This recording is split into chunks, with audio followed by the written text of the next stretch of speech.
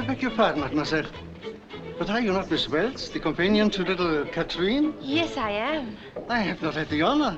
Will you permit me to present myself? Henri, Henri, racontez-leur le discours de Monsieur Van Ryn ce matin. Le discours? Oui. Lequel discours? Cet accident lui-même qui a été... Oui, il y a eu un accident.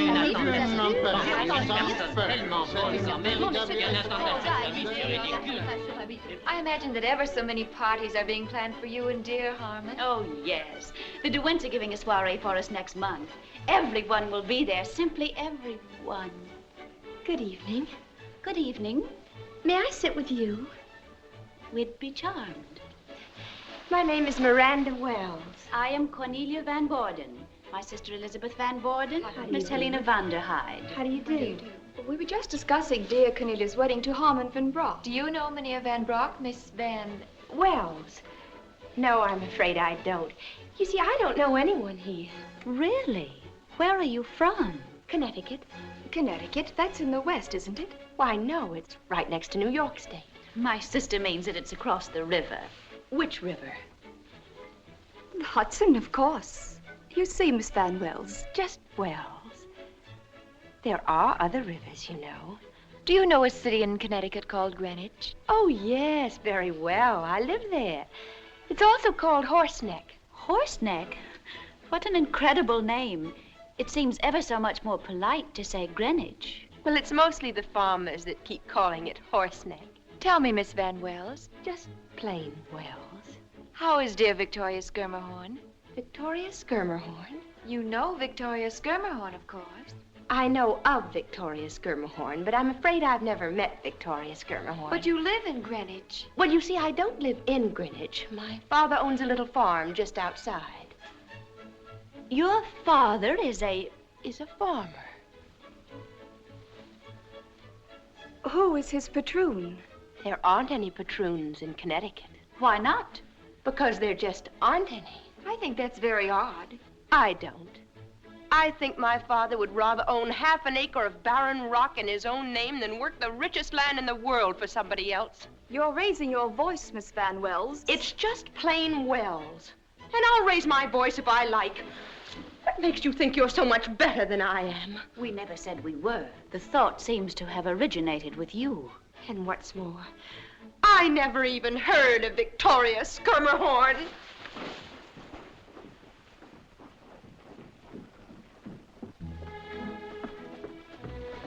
Miss Wells, is there anything I can do for you? No, thank you, Magda.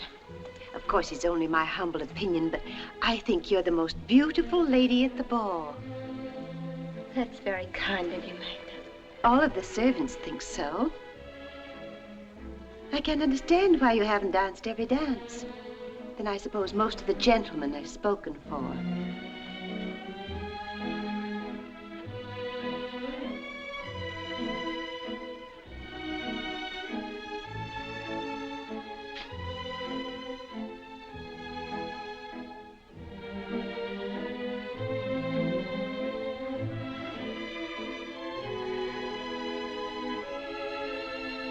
Miranda,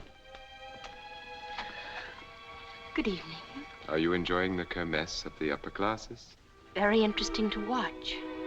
As if I were visiting a different world. And I suppose everyone has commented on your gown and how beautiful you look. Not everyone. Do you like it, Nicholas? Very much. And do you think I'm beautiful? The most beautiful lady at the ball? Yes, I do. Thank you. I'm very grateful. You haven't answered my question. Are you enjoying the ball? I said it was very interesting to watch. That's not an answer. Well, then, no. Why not? You know that answer as well as I. Because my name is just plain Wells, and I'm off a farm, and I don't speak French, and I don't belong. That's nonsense. Of course you do. I'm as good as any of them. Better. But it's the wrong river. I'm not from the top of the Hudson. I'm from the Connecticut river bottom. Oh, I've made such a fool of myself. Dance with me, Miranda. I can't go back in. It'll be all over the place by now. They'll laugh at me. I doubt that very much. But you don't know. I know that you'll be with me, and that if anyone laughs, we'll laugh. Dance with me. I'm afraid. You must never be afraid of anything with me, Miranda.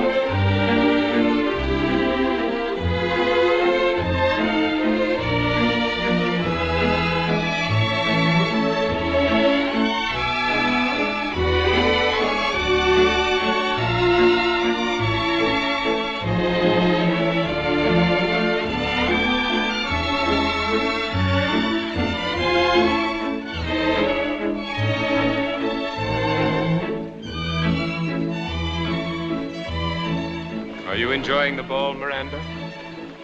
Well, aren't you going to answer my question? I can only think of one thing to say, and you won't like it. Say it anyway. Golly Moses!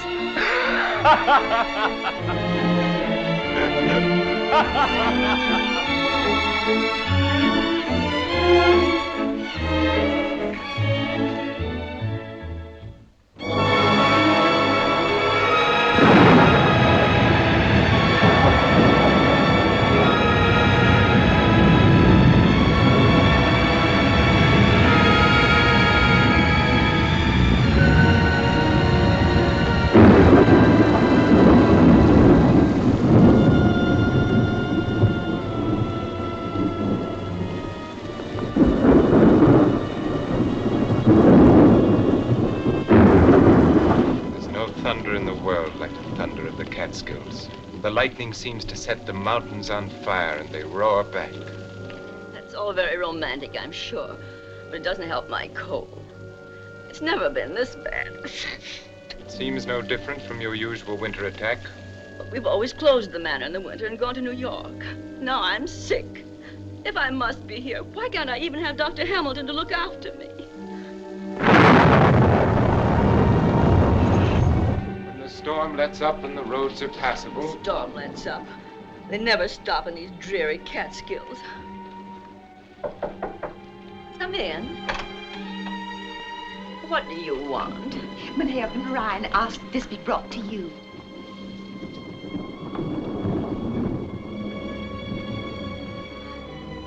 Why, Nicholas, it's your favorite oleander. I thought it would brighten your room and perhaps make your stay in bed less unbearable. Oh, thank you so much.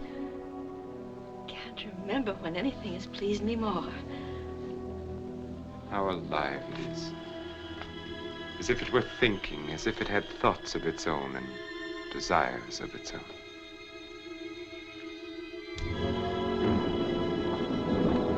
I know how greatly you treasure it, and I'm all the happier that you thought to bring it to me.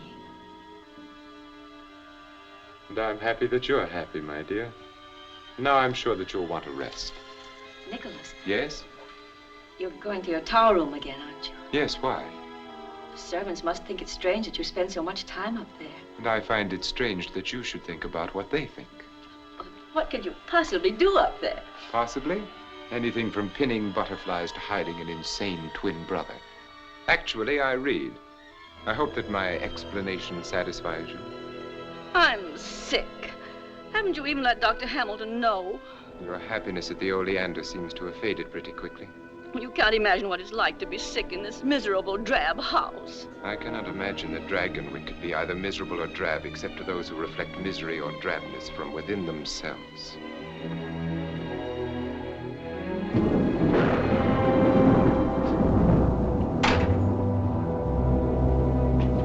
Mynheer Van Ryn.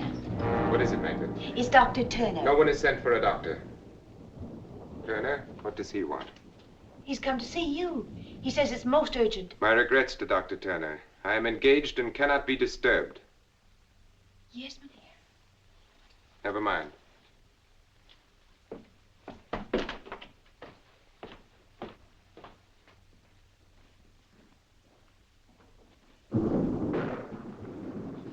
Sorry to intrude like this, Mr. Van Ryn, but it's most important.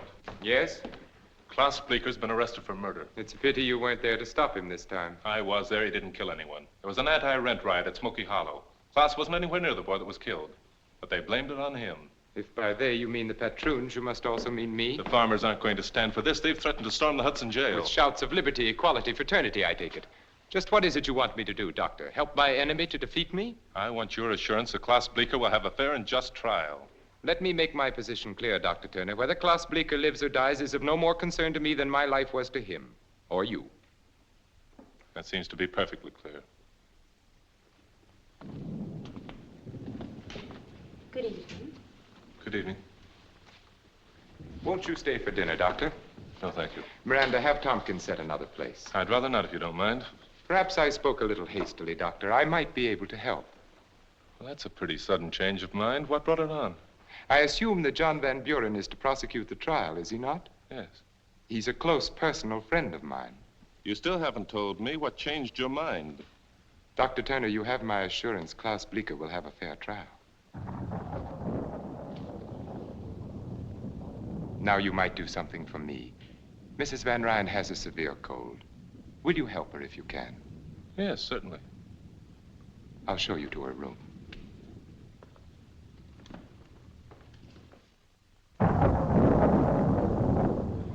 You'd better take a bit of scraped onion and sugar for that cough, and these drops as directed. You'll be fine in a few days. A few days?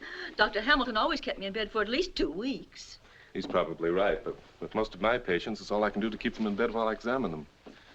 A lighter diet might help. Soup, tea, boiled eggs, less cake. That's nonsense. It's common knowledge that one should stuff a cold. I'll eat all I please. Well, you get well faster without it, but you get well anyway. What a beautiful oleander.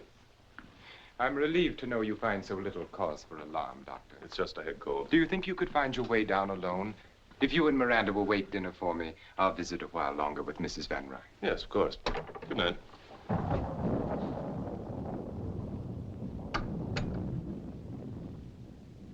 Dr. Hamilton usually encourages you to eat.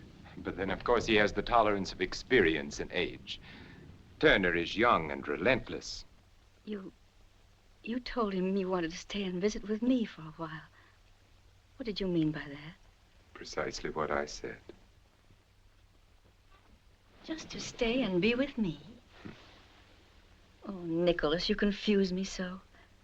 Sometimes when you bring me flowers and smile at me, I think... What? That you like me and want me. And sometimes... Yes? I feel that you hate me and would like me to die. Oh, Nicholas. Yes? Do you think... Could we go away together? Away? Alone, just the two of us. When I'm well again. Of course we will, my dear. As soon as you're well again. I feel well enough already. In that case, even Dr. Turner would approve of your finishing your dinner. Shall I bring your cake? Oh, yes, thank you. You know, it's funny. The day we first met, last summer at the Kermesse, I thought we had very much in common. As time went on, we'd have more and more. But the way it worked out, frankly, right now, I don't think you have the slightest idea what to talk to me about. It's funny, isn't it? Would you care for some sherry wine, Doctor? No, thank you. I believe I'll have a glass. Forgive me, please. We fell to reminiscing, and it wasn't until Magda came in that I remembered you were waiting. We shall dine at once. Of course, Doctor, you're not to think of starting back on a night like this. You'll stay over. No, really, I We'll have... consider your objections overruled and the matter settled.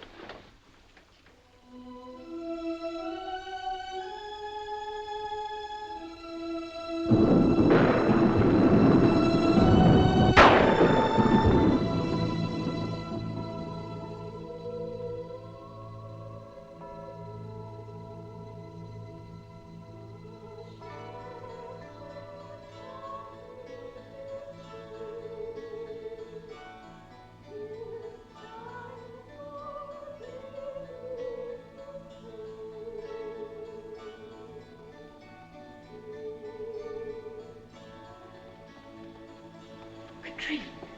Shh. Why aren't you asleep? Because I don't want to sleep. It's so beautiful. What is? Don't you hear it? It woke me up. Such a pretty song from down there. You've been dreaming. It's a lady. She's singing and playing the harpsichord. Catherine. It's like a lullaby. But it must be funny, because every now and then she laughs. There, she's laughing now. Don't you hear it? It's getting louder and louder. Oh, I don't like it now. Make her stop. I'm afraid. I'm afraid. Make her stop. Darling, it's no one. Really, it isn't. You must believe me. It's... Well, I can remember when I was a little girl. I used to imagine things so hard that I thought they were real. But don't you see, if there were anything, I'd hear it too. It stopped now. Of course it has. It never started, really. Oh, I'm so tired. What is it? It's Mrs. Van Ryn. She's very sick. Tell me, what happened? About an hour ago, she woke up and started to rage. Oh, the pain must have been terrible. Maggie, what's the matter? It's Mrs. Van Ryn. Oh, she was moaning so. Did she take any medicine before I gave her? No, You'd better send for Mr. Van Ryn. I have.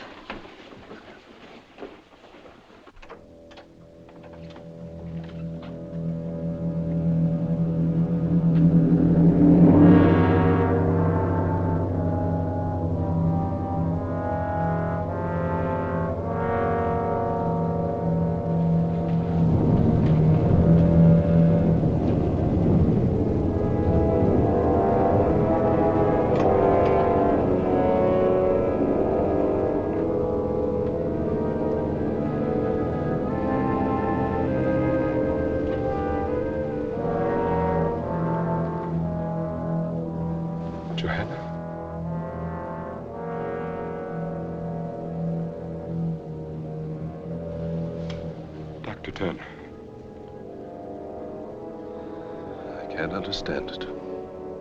It doesn't make sense. Are you sure she took nothing but those drops I left? Not while I was with her, sir. Except for Magda, no one was with her but me. I gave her some cake. Acute gastritis. It's possible, but I don't believe it. Is it also possible that she may have been more ill than you imagined when you examined her, Doctor? Yes, that's always a possibility, I'm afraid.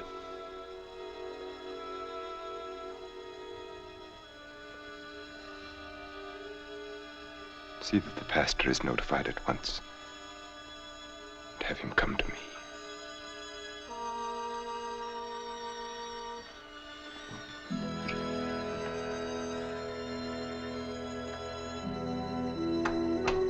She's smiling.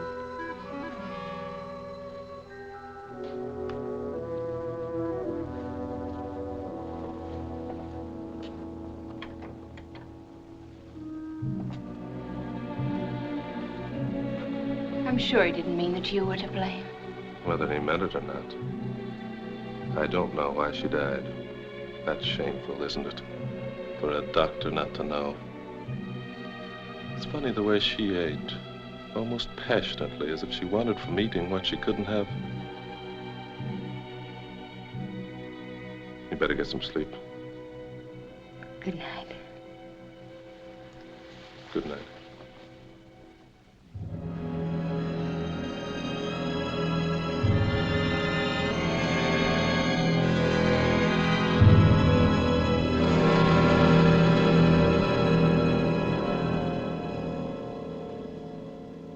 I remember how the chapel bell rang on the day Johanna and I were married. Tonight it is soft and sad, but then it was loud and ugly, and my head ached with the noise. Johanna laughed and said it was a heavenly bell that would ring for us until death. We were never happy. But our life together was tolerable until Katrine was born.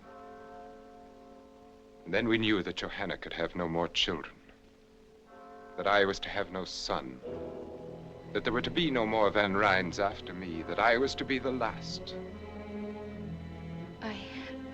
I wish I knew something that I could say that would help you. I want to so much. Do you, Miranda? At an unhappy time like this, it must be difficult, I know, to think of anything else. But what has happened was beyond human control, Nicholas. You must have faith. In God, I intend to. I must not feel that my life is finished, and I won't. As long as you are with me.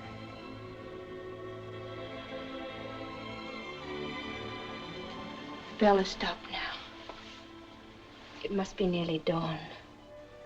Miranda, you've known as well as I that this was inevitable, that we were inevitable. I didn't know who you were, or what, or where. Out of all this world, why should I have called to you and no one else? And why should you have come to me and no one else? It's because you were meant to. You knew it the instant our eyes first met and everything within us met. And you know it now. You have no right to say that, to talk like this, please. You couldn't help yourself any more than I. Am I right? Tell me that I'm wrong. Forgive me then if you can. I had no right to speak as I did, and you have every reason to be angry with me. But I had to say it. There was no way for me not to. And no one but you to hear it. Good night, Miranda.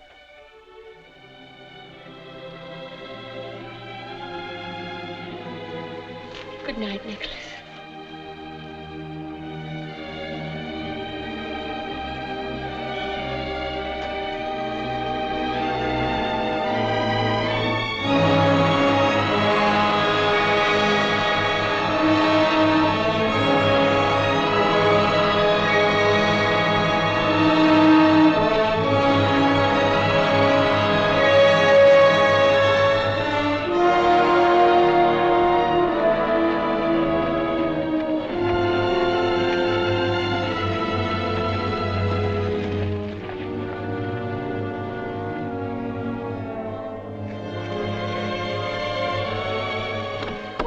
I just heard the news that you're going away. Why, Jeff Turner, I never thought you'd go to all this trouble to say goodbye. That's just it. I don't want to say goodbye to you. But, Jeff, I'm going home. Well, that isn't what I mean. I think it's fine that you're going back to your folks. What I mean is, Greenwich isn't so very far away after all, is it?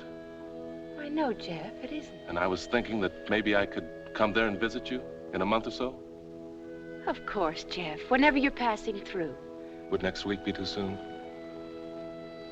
Well, I know our relationship hasn't been exactly, well, I've teased you mostly and sometimes made you angry, but I've always thought that in time I could show you how I really felt. And that maybe, Miranda, you understand what I'm getting at, don't you? Yes, I think I do. I'd like to think that in time... Jeff, I said in time.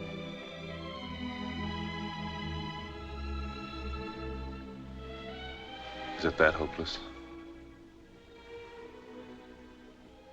I don't know what to say. Well, there's not very much you can, I guess. Well, have a nice trip. Thank you, Jeff.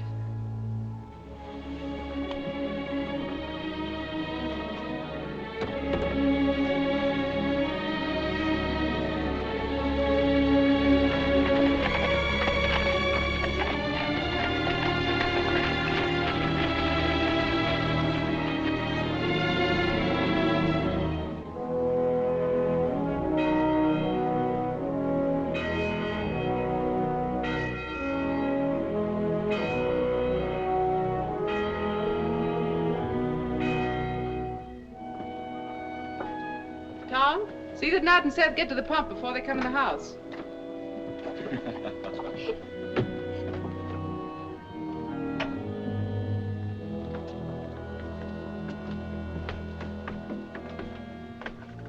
Come inside. I want to talk to you.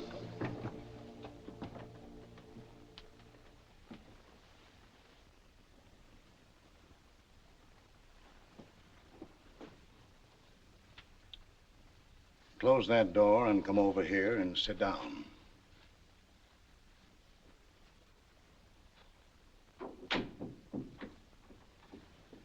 That was a nice sermon today, Pa. Strange you should say that. Struck me you weren't listening too hard. I heard every word. Struck me your mind wasn't on it at all. Where is your mind? What's the matter with you? Nothing's the matter, I tell you. Now, Abby, I'm going to get to the bottom of this. I've made up my mind. But if there's nothing the matter, You were the first to see it. For months you've fretted and worried. Miranda can't sleep. She won't eat. She can't smile anymore. Talk to her, Ephraim. All right. I'm talking. Since the day you drove in here in that fancy rig, you've been no more one of us than if you'd never come home at all. Ephraim, please. You hung your fancy outfits in the closets and you acted like you never took them off. You won't sleep and you won't eat because your home's not fine enough. And you won't be happy because we're not fine enough. That's not true. It's got nothing to do with that. What has it to do with then? Sometimes when a woman's unhappy, she just can't talk about it, Ephraim. Are you going to tell me it's a man? What man, I'd like to know? She's given frostbite to every mother's son in the county. Perhaps the right one hasn't come along yet. Well, she won't find him with her nose stuck in the air, wanting what she can't get. A woman ought to get a man first and then want him. Someone rode in the gate.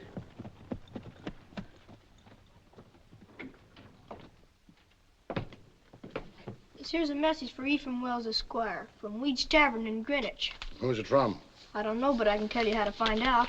Read it.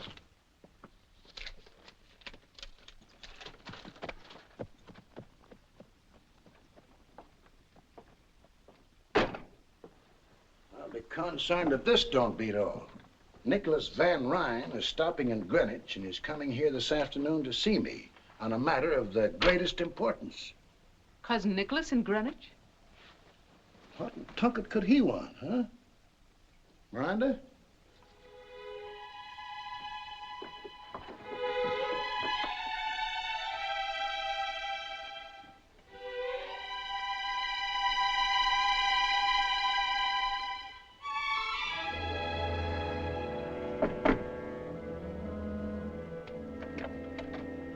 Mr. Wells, how do you do? Nicholas.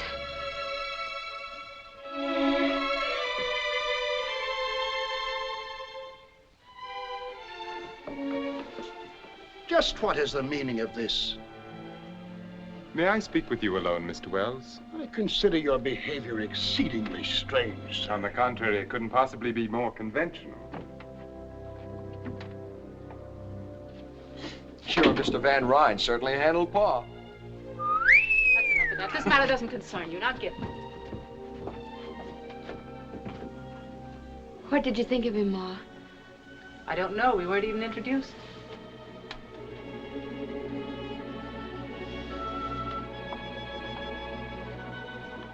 That was just in the excitement of the moment. He's such a perfect gentleman. He'd never be impolite to you. I'm sure he has fine manners. He's come to ask Pa. He wants to marry me. I know. How do you know? Ever since you've been home, you've never brought his name up once. A woman's apt to be that quiet about a man she loves. Besides, you've ironed that dress every week now for 2 months. Miranda, child. Yes, Ma. You love him very much. Of course I do. Are you sure? Why do you ask that? It's just... maybe I shouldn't have let you go. Maybe Dragonwyck should have stayed something to read about and dream about. My dreams came true, Ma. Can't you see? Ever since I was a little girl and built a castle in an apple tree. But you can't marry a dream, Miranda. What about him? Do you love him? But it's all Nicholas. Nicholas is all of it.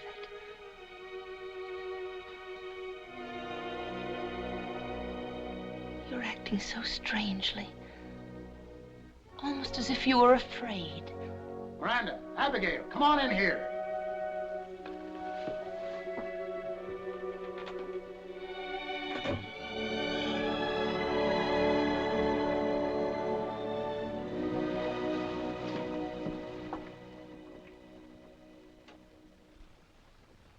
says he wants to marry you. Says you know all about it. Yes, Pa. Have you considered that your mother and I might object? I have already pointed out to your father at some length that there are no valid objections. And I've already pointed out to you, sir, that I'll make up my own mind. What do you think, Abby? I don't think thinking has anything to do with it anymore, Ephraim. It's something that is, and we must make the best of it. I want to apologize for my rudeness when I entered your house. My only excuse is that I saw nothing and wanted to see nothing but Miranda at that moment. I can understand that, Mr. Van Ryn. You're forgiven. Thank you. I think you should know that I have already called at your parsonage and engaged the Reverend Clark to be here tomorrow afternoon at 3 o'clock. Tomorrow? It's indecent. It's too soon. I want my girl married in a church like a good Christian. I'll have no hole and corner wedding here. She has nothing ready, no wedding gown. For once, we will let the ceremony outshine the costume. Whatever dress Miranda wears will be forever cherished as her wedding gown. Got a lot of pretty words. Too many for me. Miranda, you got plenty at stake here. You'd better say something. I'll do whatever Nicholas thinks best. So be it. Amen, Mr. Wells. And now I must return to Greenwich. Miranda, will you walk with me to my carriage? Until tomorrow, then. Goodbye.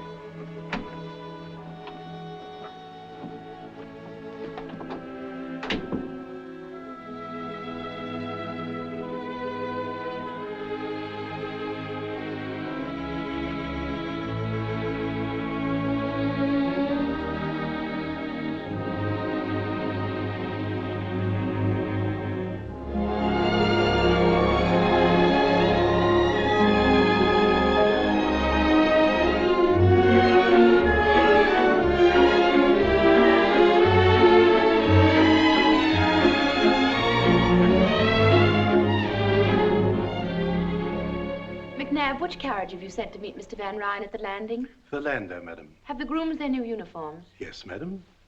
Here are the menus for the week. Thank you, madam. And Mrs. McNabb, I've just written Miss Katrine that we found her doll. Please be sure that it's packed carefully. I wouldn't want anything to happen to it. Certainly, madam.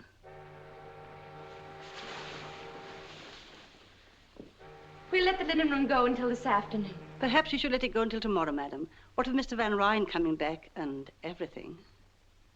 I won't overdo it. And remember, not a word to Mr. Van Ryn about everything. I want to be the one to tell him. Of course, madam.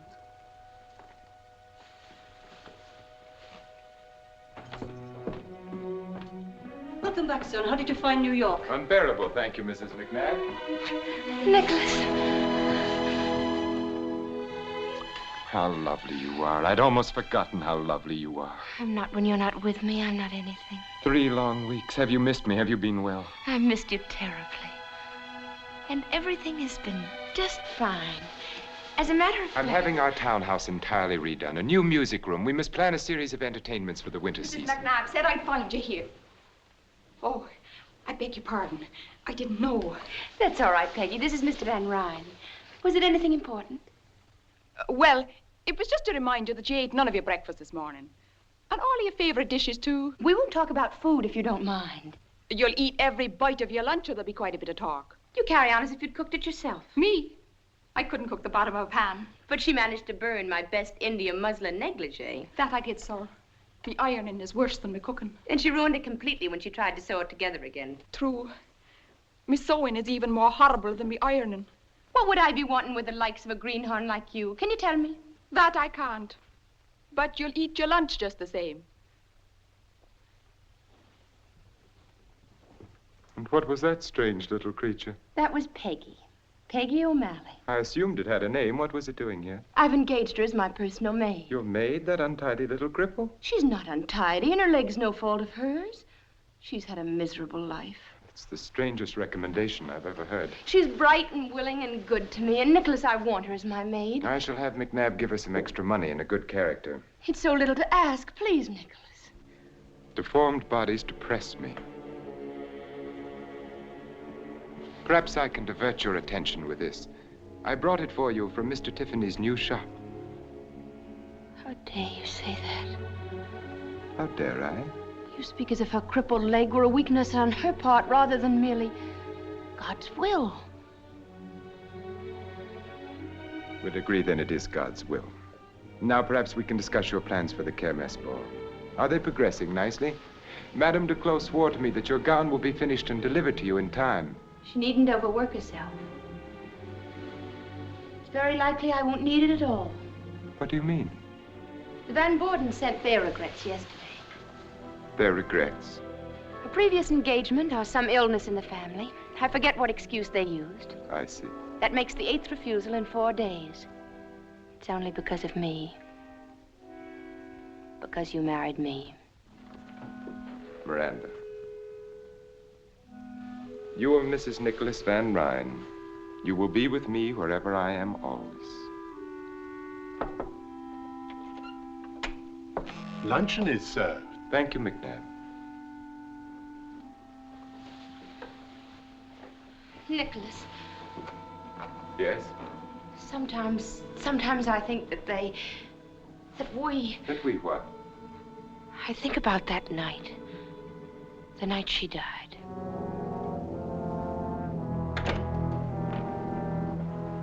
What about that night? It was so soon after. Perhaps we should have waited to decide. In the hope that our gossip-mongering neighbors would be more approving. I don't care whether they know, Nicholas. It's just that we do, and so does God. I've never heard you speak so childishly, Miranda. You might well be on your father's knee. Do you believe there is a God who spends eternity snooping on human behavior and punishing all violators of the pastor's latest sermon? That's not what I mean at all. What do you mean? Well, I believe that God has put a sense of right and wrong within all of us. And that when we do wrong, no matter if no one else knows, we do. And you've remembered that ever since your Sunday school days, haven't you? That's a good girl. Now let us enjoy our lunch. Nicholas, you do believe in God. I believe in myself, and I am answerable to myself. I will not live according to printed mottos like the directions on a medicine bottle.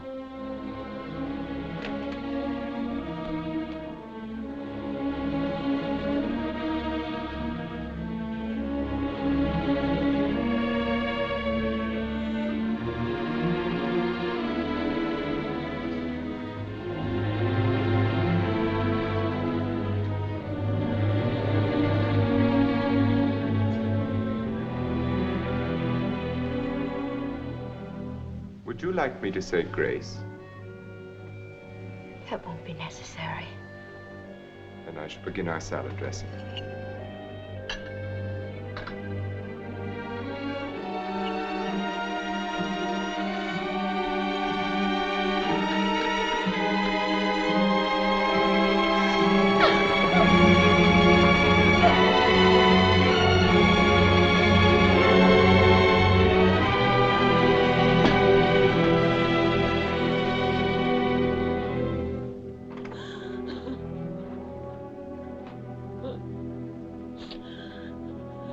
Possible excuse can you have for humiliating me like that? Miranda, what is the matter with you? I believe in God. It is your privilege. I have no intention. And so will my child believe in him. Miranda. And I will pray to God to make him healthy and strong and happy. Miranda, is it true? Yes, are you glad? And now may I have Peggy as a reward, if nothing else? Have I done something to please you at last?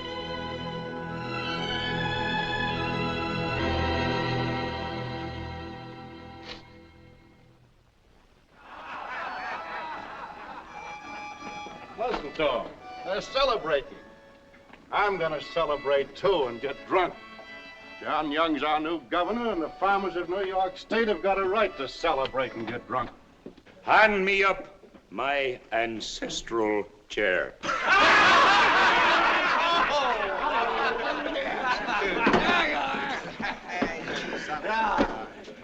Take off your heads in the presence of the poltroon.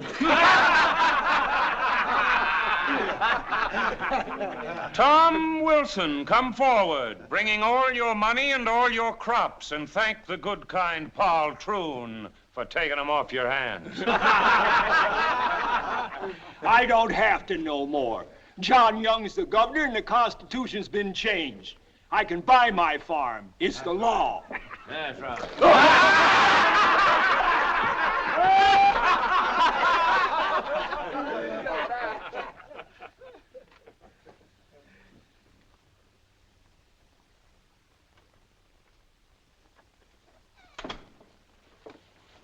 Dr. Turner, will you come with me at once to Dragonwyck? We need you urgently.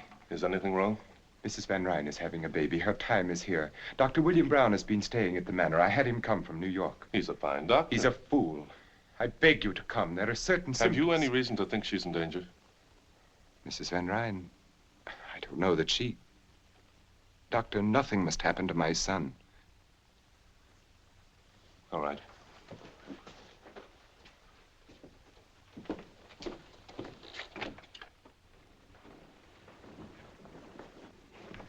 She's been took bad, and they won't let me near her.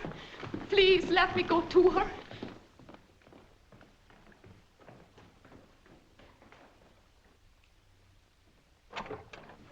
What is it, Dr. Brown? What has happened? Everything's quite all right, Mr. Van Ryn. Quite. Are you certain? I assure you. Dr. Turner, I want you to take every precaution. Mr. Van Ryn, would you and the nurse step out while I consult with Dr. Brown? I can see no reason Your for presence here can only be upsetting to you and to us.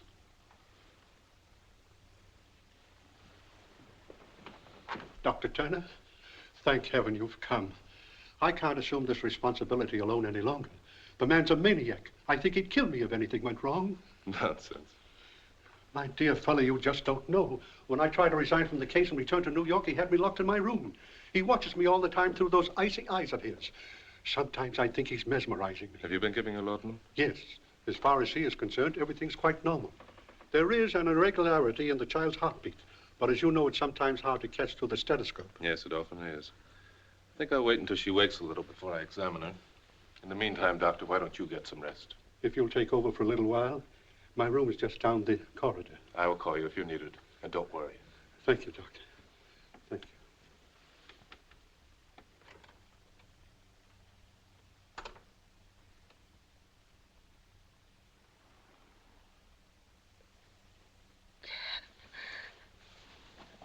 Hello there. I don't know whether to believe this or not. You can believe it. Are you going to take care of me now? Yes. I'm going to take care of you now. That's good.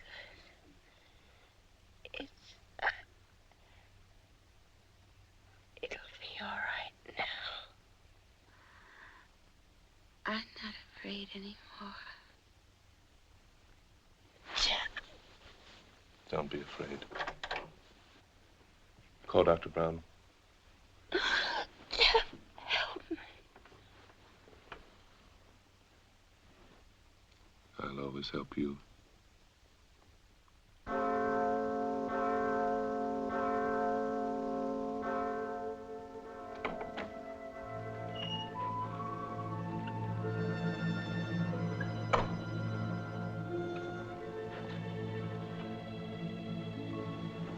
Mr. Van Ryn, there's something you must know. Your son is not well. I can't tell you how sorry I am, but at least your wife has come through beautifully, and in time there's no reason why you can't have other babies. My son is entirely well, Dr. Turner. I appreciate your services, and you will be suitably recompensed. But he can't live. His heart is malformed. It's a miracle he wasn't stillborn. It's nobody's fault. Nothing could have prevented it. It's just a tragic accident. You will find a carriage waiting to take you to your home. You just won't face facts, will you? You never believe anything you don't want to.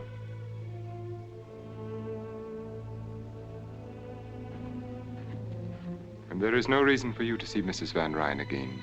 Good day, Doc.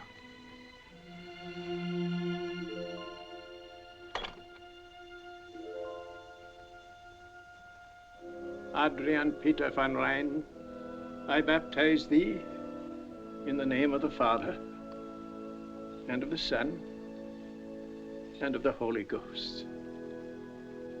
Amen. We yield thee hearty thanks, most merciful Father, that it hath pleased thee to regenerate this infant for thy Holy Spirit, to receive him for thine own child by adoption, and to incorporate him into thy holy church. Amen. Please accept my most sincere congratulations, Mynheer Van Ryn. Thank you, Dominic.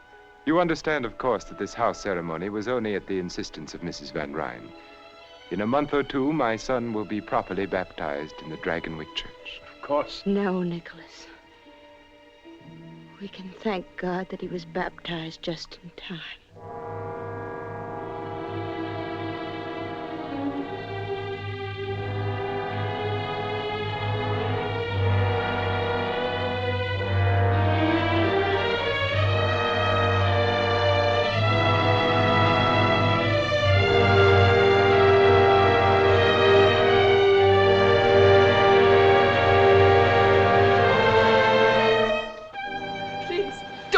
Now, please. You loathsome little cripple. Why should you have been permitted to live and not my son?